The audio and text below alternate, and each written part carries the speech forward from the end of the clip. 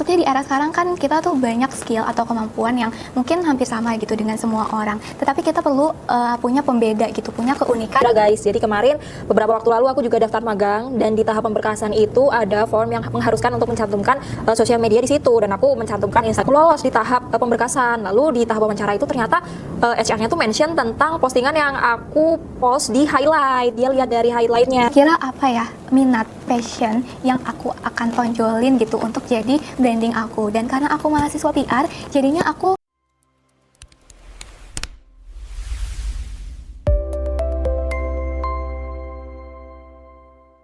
Halo Sobat Humas, welcome to Suara Muda PR. Bareng aku Fahira dan Aku Anindita yang akan membahas tentang personal branding, karena kita juga kemarin sempat bahas nih Kak di event Skill Up Perhumas Muda Semarang bareng Pak Hendy Pratama. Iya benar-benar. Jadi kemarin divisi HR itu barusan mengadakan kegiatan Skill Up yang dimana itu menghadirkan Pak Hendy sebagai narasumber dari EduTrans dan beliau membawakan materi tentang personal branding guys. Iya, karena materinya daging banget gitu ya. Benar. Dan jadinya masih terkesan banget gitu di aku, dan lately aku masih kepikiran nih Kak soal personal branding. Nah di era sekarang ini kan ya kita tuh kayaknya nggak bisa deh Kak jadi yang biasa-biasa aja. Maksudnya gimana tuh Kak Vira? Maksudnya di era sekarang kan kita tuh banyak skill atau kemampuan yang mungkin hampir sama gitu dengan semua orang. Tetapi kita perlu punya pembeda gitu, punya keunikan tersendiri gitu Kak. Iya juga ya kalau dipikir-pikir dari sekian juta orang dan dari sekian kesamaan kita dengan orang lain, kita tuh harus punya sesuatu yang membedakan, yang bikin kita itu diingat sama orang lain. Iya nggak sih Kak? Iya kan, dari nanti ya di dunia kerja juga kita tuh perlu untuk dilirik gitu kan dengan HR. Dah personal branding yang akan membantu kita untuk di dunia kerja berikutnya gitu kan. Iya benar. Tapi sebenarnya permasalahan anak-anak remaja sekarang tuh menurut aku ini sih Kak, kayak mereka tuh takut gitu kalau semisal mau sharing di sosial media. Entah takut dicap pamer kah, entah takut dicap berlebihan kah. Padahal ya menurut aku nggak apa-apa gitu, asalkan niatnya baik dan juga tujuannya pun baik.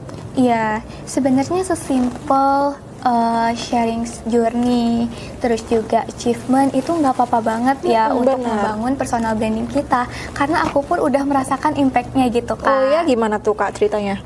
Nah jadi aku tuh di tempat magang ya Kak, HR dan usernya tuh pernah cerita bahwa mereka melihat sosial media aku melalui highlight Instagram, dan di situ memang alhamdulillah cukup penuh dengan kegiatan-kegiatan kemahasiswaan aku.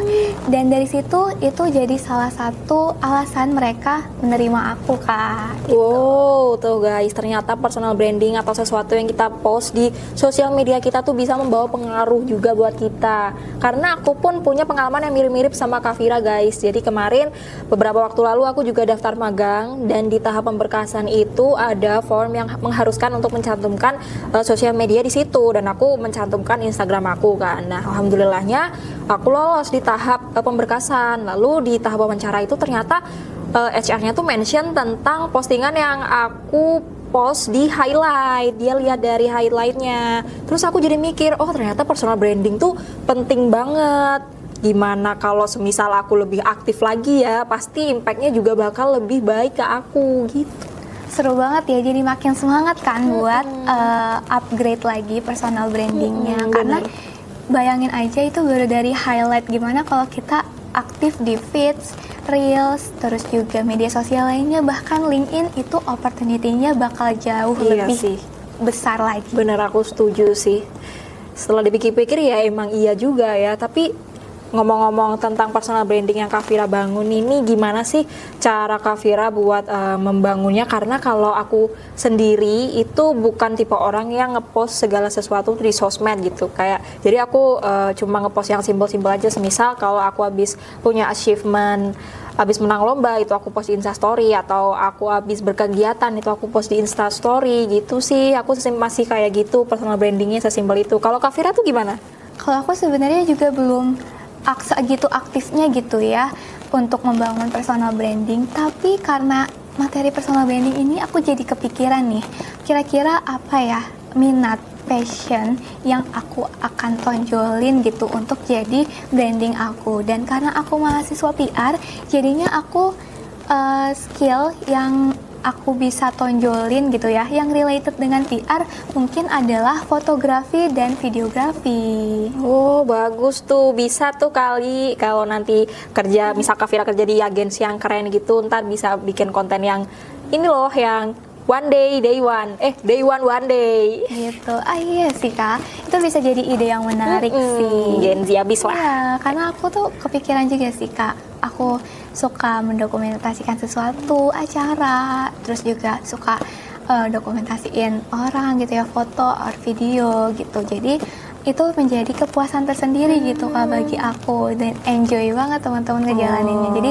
bisa dibangun personal brandingnya lewat hal-hal yang kita suka gitu ya, itu bisa jadi branding kamu teman-teman.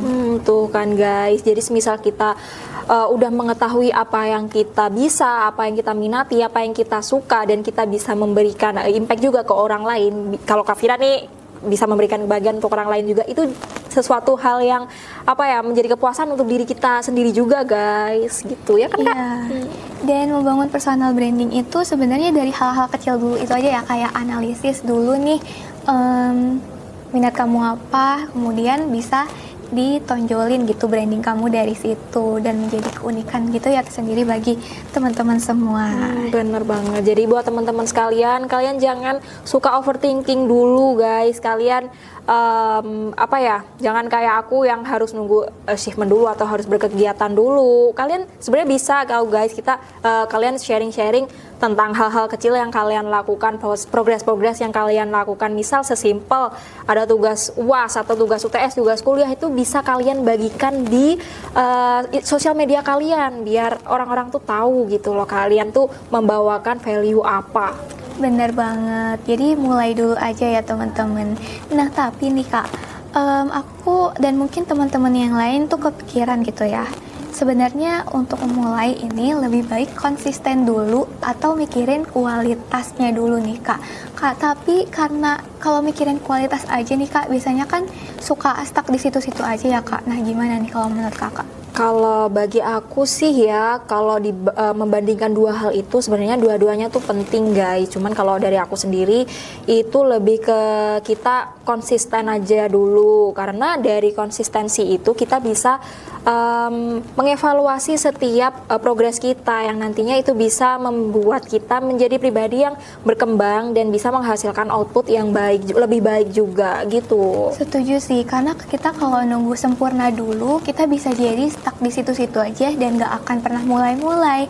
Karena kalau kita misalnya udah mulai nih teman-teman, kita jadi tahu kekurangannya apa yang next time bisa kita kembangin atau pelajari lagi kesalahan-kesalahan atau kekurangan-kekurangan itu. Benar, jadi intinya kita harus at least mulai dulu dari hal terkecil, karena kita nggak akan tahu outputnya itu kayak gimana, dan mungkin setiap konten yang kita post itu, setiap cerita yang kita bagikan itu bisa membawa keberuntungan lain untuk hidup kita, bisa membuka peluang baru untuk diri kita sendiri.